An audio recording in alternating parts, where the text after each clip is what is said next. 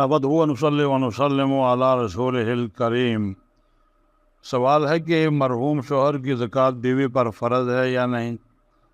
साहब पूछते हैं, अगर किसी का शोहर फौत हो गया हो और मियाँ बीवी ने अपनी ज़िंदगी में कभी ज़कात न दी हो मगर खैरात बराबर करते रहे हों, तो क्या अब उस बेवा का फ़र्ज़ है कि वो गुज़रे दिनों की ज़कात अदा करे?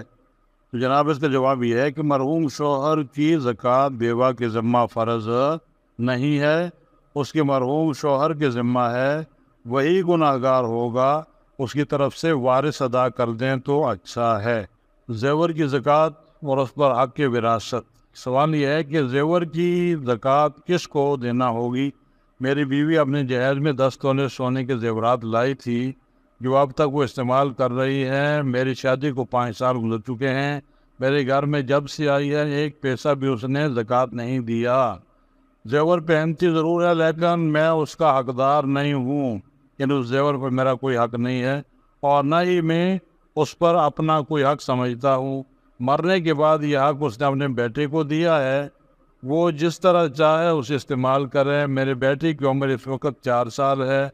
अब आप मुझे तफसील से ये बताएं कि ज़ेवर की ज़कात किसको अदा करना होगी।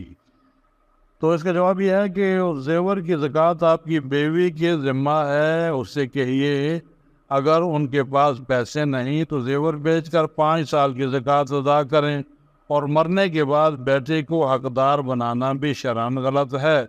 उसके मरने के वक़्त जितने वारिस होंगे हिस्सा उनमें सबका होगा।